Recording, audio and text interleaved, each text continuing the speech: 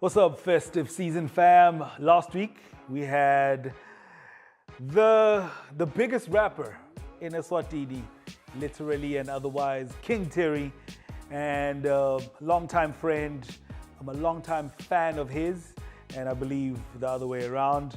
But I really just wanted to bring him into the space so that we can explore the chef side of who he is, which is amazing.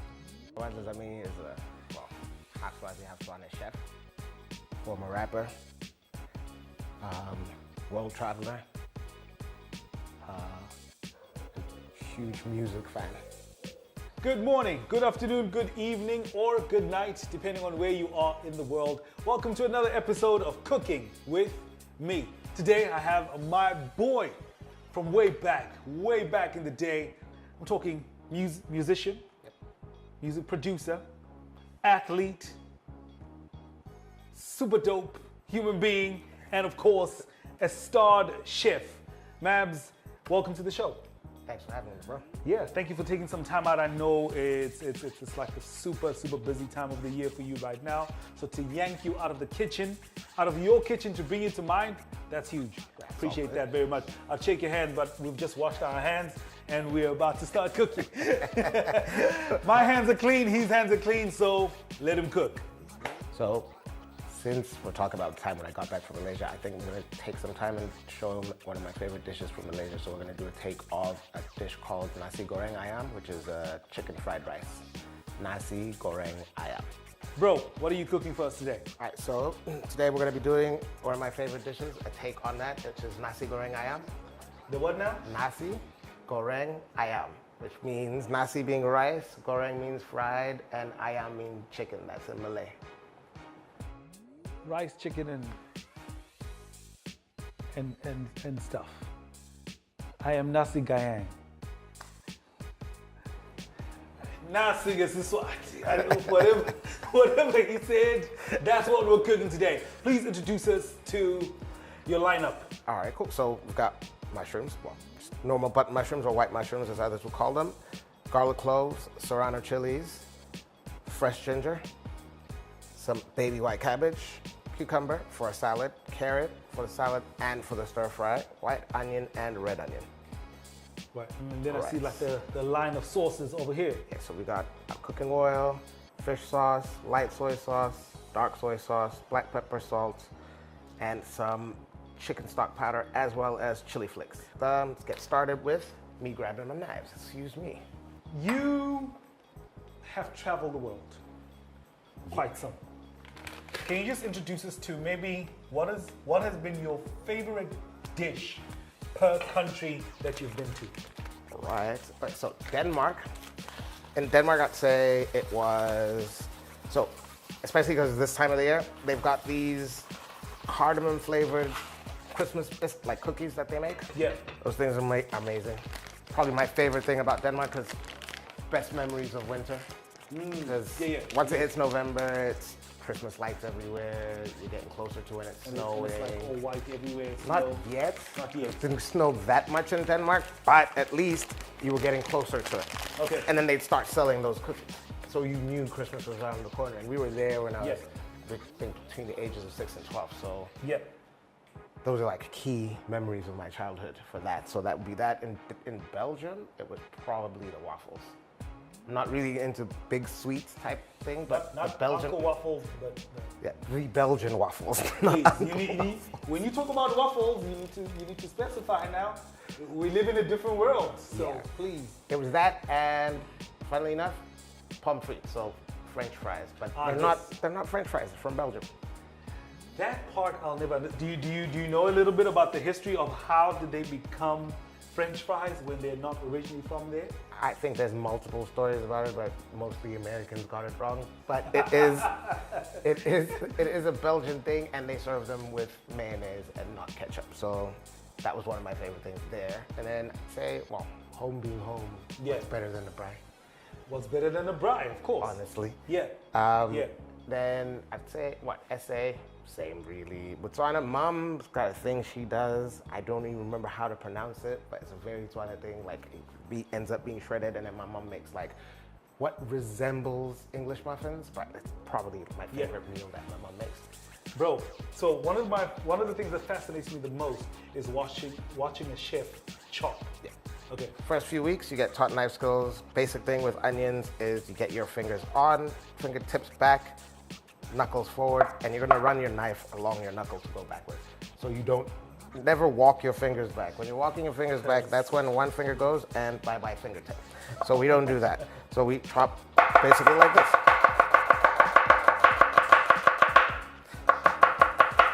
So every time you get to the end, you just rotate it over so that you can just get the rest of it. So you don't have to be. I can do it looking at you. It's not a, Oh man, it's such a show off. That Not is even. so cool. it's just practice. That is like super, super cool.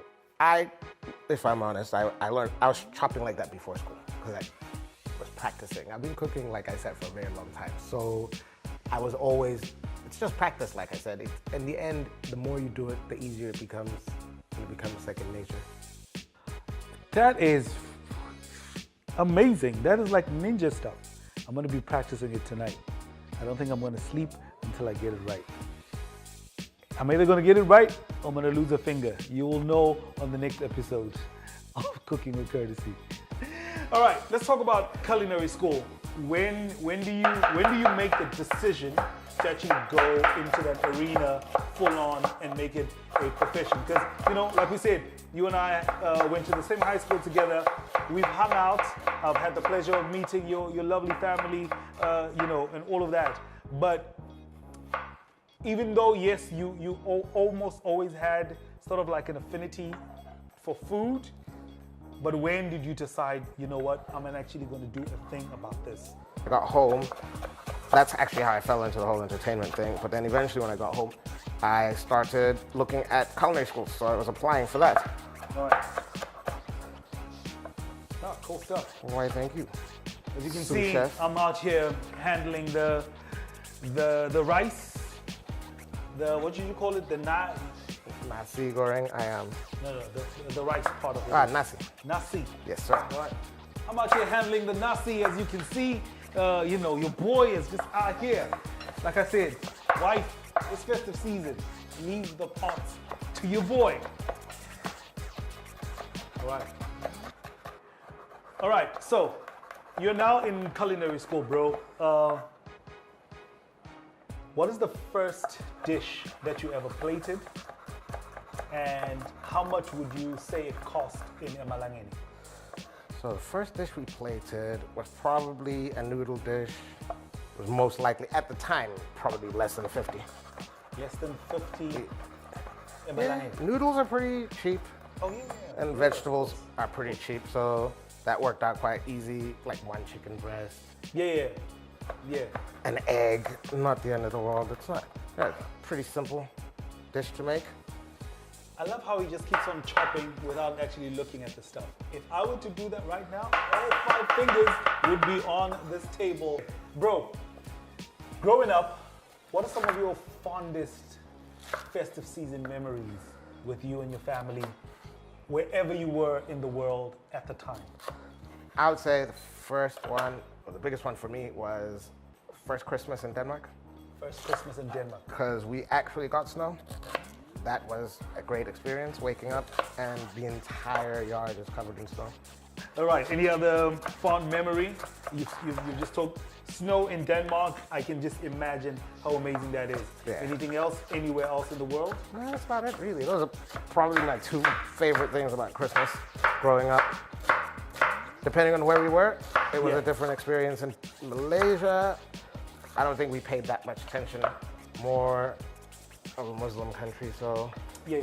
I mean, was Christmas celebrated by people? Yes, but wasn't really that big of a It deal. didn't have the same kind of magic. And I think by then we were like past our early teens, so kind of wanted to spend your time away from home. I would On this say, beautiful day. for me, the myth I would love to bust the most is that we love cooking so much that every opportunity we can, we're gonna cook. It's a job. We're passionate about food. Yeah. We enjoy cooking. We love it. That's why we went to culinary school, why we got into the industry. But like everything, how you feel about something evolves over time, right? Sure. So my passion is still for food, but it's not necessarily right? So yeah, passion is great, but it's also an understanding that people are making sacrifices in order to actually pursue something that they're in love with, in order to be able to provide for their family and in a way where they're happy to do so. So love to one side, passion to another side, it's dedication, but the industry is a brutal beast that beats people down every day. You got people who got bad backs, bad knees. Sure. But you're standing, you're working 17-hour shifts, you're doing all of this work, and people look at you and like, oh my, but you love it. I love the job. Yeah. I don't like standing all day long. All right, so once again, now that we're about to put everything together, please remind us the name of the dish that we're cooking. All right, once again, we're making nasi goreng ayam. Nasi goreng, nasi. Say the whole thing. Nasi goreng ayam. I am nasi goreng. That's how I'm going to remember it. I am nasi goreng. All right, cool. Let's go for it. If you do your job right, prepping, you shouldn't be chopping during service. Ah, okay. So you kind of like do the prep way before we even start pulling up to the restaurant. Precisely. The hard work is before you show up. If you're not organized, you're not going to be able to get anything done. If things are in the wrong order, it'll be a disaster. So you prep so that there's no issues with. Now someone's in a hurry and it's taken too long. No one goes to restaurants full. Let's put it that way. Ah, yes. And of course, we would love the process to be as quick as possible because we want to get to it. We want to get to the meal. And you probably have other plans afterwards. Allow me. Sir, You know yes, what I'm saying? I am nasi goreng, so, I am salt. one with the dish. I do this. Plenty of black pepper because no such thing as too much black pepper. Okay. If you believe that, I don't trust you. All right, bro. Yes, sir. Here's a concept that I've always wondered why by now not a lot of restaurants have picked up on it. Because if you guys were to pick up on this concept, watch your business blow up. Yep. And if you're gonna start it after I tell you, you're welcome. Royalties. Why do we not have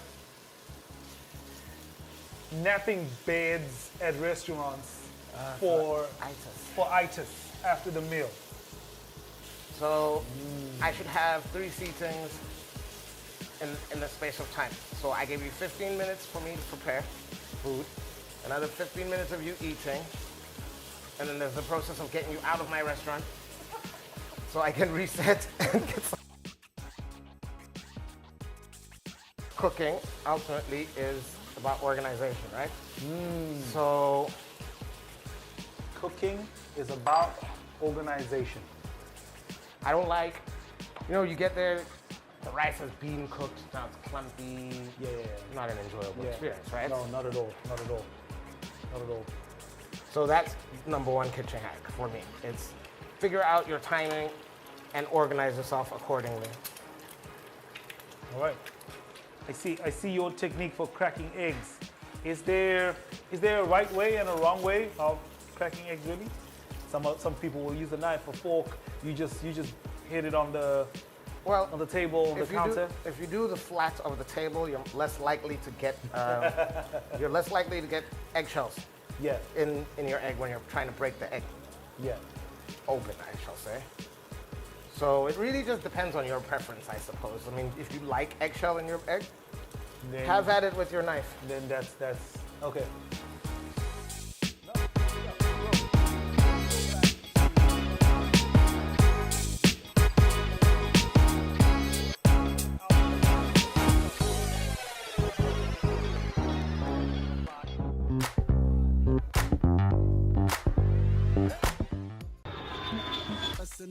I rock your body. I promise you go home, you won't tell me. I give it to you. So happy to be home! Welcome, Niger! Back a boom boom, a waiting. You never told him about us. What is there to tell? 4 years, my girl. Is it true? I missed you. I didn't use a condom last night. I want to talk to you right now. Keep your voice down. We all know the sort of thing that Sophie gets up to. She's really not that bad. Dance with me. I think I'm dirty. Where do you think you're going? You don't have to protect me. Stay away from Daddy, my come. daughter.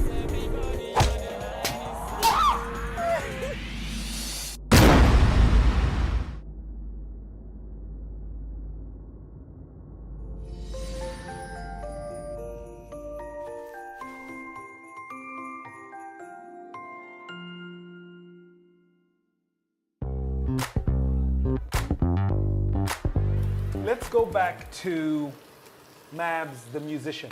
Yes, sir.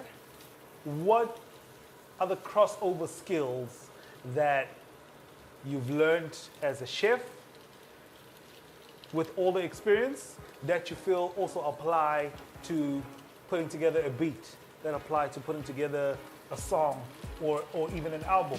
What are some of the crossover skills that you can apply in the kitchen and in the studio? I'd say basically, when you're putting together anything, you gotta consider all your elements, right? When you're cooking, elements go from flavor, texture, salt. Okay, yeah. Like, as long as this hits 75 degrees or 65 degrees, Yeah. we should be fine. Yeah. Like, you're not gonna die yet. It's Yeah. coming though. All right, so yeah, back to the studio and the kitchen. So, So there has to be some kind of story of, like for instance, today we're telling the story of, you said Malaysia. Yep. Yeah, My time in Kuala Lumpur. So it's really important to know what you're trying to communicate to your desired audience for you to be able to get, because cooking is fun and it's an awesome experience, but what is it you're trying to say? Even when you're putting together a menu, same thing. It's I'm not just putting together a collection of dishes because I enjoy these dishes. Right? It doesn't make any sense for me to have oxtail on one part and then on the other part I'm just like putting on random stuff that doesn't work with oxtail. Sure. So there needs to be, or specifically if you're going to do like, let's say, multiple course dining meals, have a plan. What are we actually trying to convey? yeah. So, our friend Monsieur Le Rice, Le Riz, as they say in French. So, I feel like it's the same when you get to music, it's the same in the kitchen, it's the same in any creative endeavor, actually. Yeah. If there is no mission and there is no what are we trying to convey, what are we trying to teach people, or what are we trying to show people, Yeah. things tend to not work out. Yeah. 'Cause there there's has no to plan. There has to be an order. There has to be a plan. There has to be a sort of like a storyline. Precisely. Yeah. What is your, let me say, mantra when it comes to food? What is your philosophy when it comes to food? Philosophy when it comes to food is everybody can cook, quite frankly. Everybody can cook. Yep. I think that a lot of the time you tell yourself you can't do something, Yeah. and it's basically a self-fulfilling prophecy. Yeah. A lot of people tell themselves they can't cook, but aren't cooking. Yeah. You find the thing you enjoy cooking, you'll find that you can cook. Yeah. Or they'll be like, oh, I'm too lazy to chop, I'm too lazy. No, like, you walk into the store right now, there's packets of chopped stuff. Yes. There's no Yeah. excuse for not cooking anymore, right? Yeah. Cooking is fun, first of all. Cooking is healthier than, let me not say things that are gonna get me in trouble with companies. It's healthier than eating takeout all the time. Yeah. So, cooking, I think, brings family together, brings people together. It makes more sense to me to cook than to go out and buy food that I'm gonna just go home. Unless, of course, I'm supporting a local restaurant. All right. So you heard the man. The man said everybody can cook. But the part that he left out is not everybody can cook like me. Like you? Yeah. Or like me? No, like me. Okay, so everybody can cook, just not as well as him. Thank you. Thank you for adding that part. Very important. And that is why, once again, for this festive season, if you and your family just want to sit back, relax, and not do anything, invite me over to come and cook. And possibly contract food poisoning. Anyway, that's not a great idea. This guy's killing my business even before it takes off. All right, but as you can see, ladies and gentlemen, this is looking lovely. I'm loving even before we use our tongues to taste the flavors, we can see the colors. Can you just tell us about the importance of the presentation of the food visually before we actually experience it? Well, yeah, so, I mean, I guess everybody knows you eat with your eyes first, right? If that wasn't true, would McDonald's sell you all those amazing photos of burgers and then give you a horrible looking burger? Sure. Like you are ordering based on what you see. It's a visual thing. Yeah. So if the visual is good, and then the flavors match and the smell and like the odor matches, because you gotta remember it's an olfactory, like mouth to feel experience, palate experience. It's your eyes, it's everything when you're eating. So if everything is done right, and it looks beautiful and it smells amazing, then your experience is more likely to be good. I mean, you could make it look amazing and it tastes horrible. Yeah. But it's not very likely to happen. You're also more inclined to believe it's good if it looks good. It looks good. Yeah. All right, so the rice is ready, and now we're moving over to the salad. Chef, what goes into a good salad? What are some of the non-negotiables that go into a good salad? Well, it was a good salad for me. Chicken, beef, no vegetables, some starch, a great salad. Wait a minute. There's no such thing as a good salad. No, I'm kidding. My favorite salad, if we're gonna be perfectly honest, is chicken Caesar salad. Chicken Caesar. Good Caesar dressing. Sure. Lots of umami, lots of acidity. All right. Like nice fresh zing. All right. The romaine lettuce or cause lettuce is super crunchy. Croutons, more Parmesan cheese. All right. Can't beat Parmesan cheese. Okay. But yeah, you need texture, and flavor.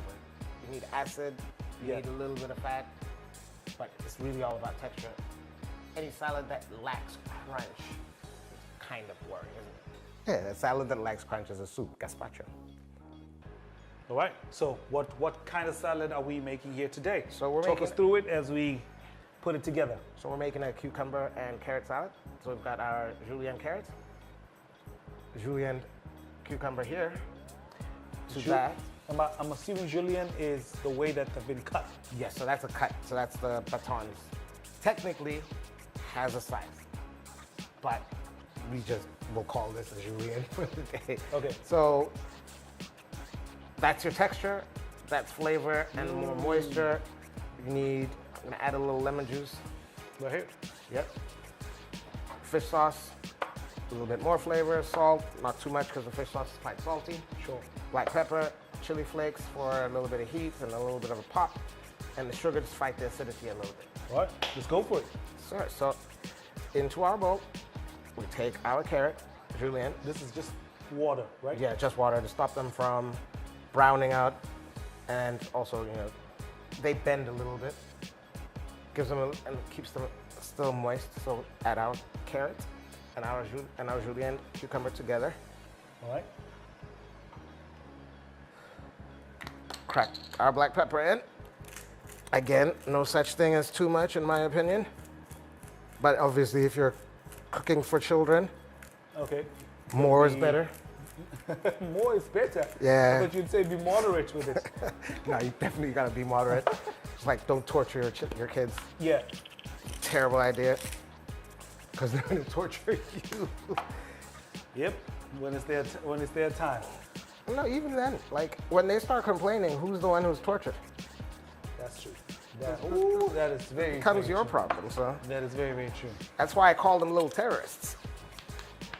Because they're just terrorizing you the entire time. Yeah. And sugar just to taste. Preferably brown, guys. Okay. White works, but brown sugar works better with the fish sauce. All right. Then we just toss this all together. Once I've got this tossed together, I will add some chili flakes. Because what I'm trying to do now is I'm trying to break down the sugar. Ah, yes. Oh, fortunately, our salad's ready. It's time to plate up. There we go. You're lucky the salad's ready. It's time to plate up. Should we bring in the rice? Yes, sir. Please do. Cool. Put it on the plate. Let it be wherever it needs to be. I mean, what's the first thing you're gonna do when you try to eat?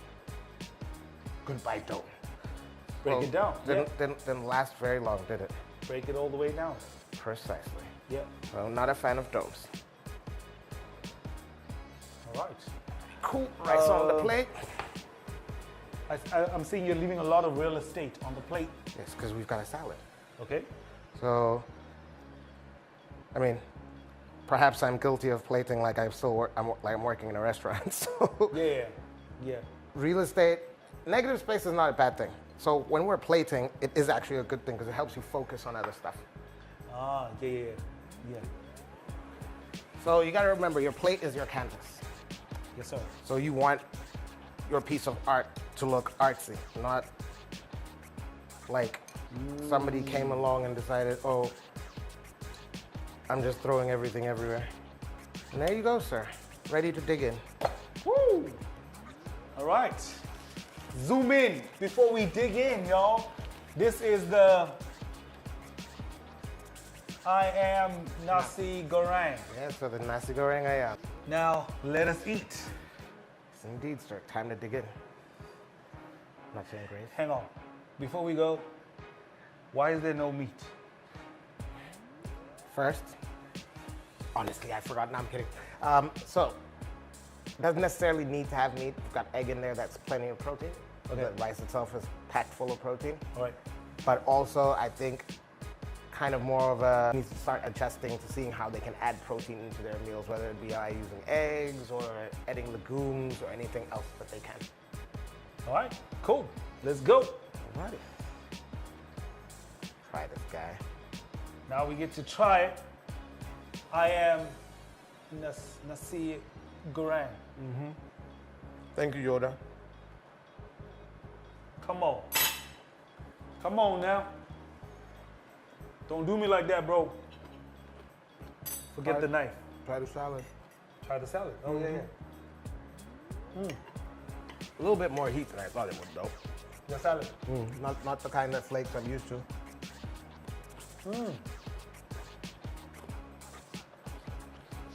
Definitely love the flavor profile. So many different flavors are jumping at me right now. It's like there's a Christmas party on my tongue. So many, the flavors are just dancing on it. Ladies and gentlemen, this has been another beautiful episode of Cooking with KrTC. Mabs, again, thank you for taking some time out from your kitchen. Actually, hold on. Hold it right there. Give me a second. From us here at Cooking with KrTC, we just want to appreciate you from taking the time out from your kitchen to come and rock with us at our kitchen. We really, really do appreciate you very much, and we wish you nothing but a very Merry Christmas as you continue to plate some great and amazing food experiences for people in the Kingdom of Eswatini and beyond. No, I appreciate that. It's very courteous of you. See what you did there? Yeah. Now we can shake hands now that we're done cooking. Yes, sir. Appreciate you, bro. Love you, fam. All right, peace and love. Yes, sir. It's a wrap. We out.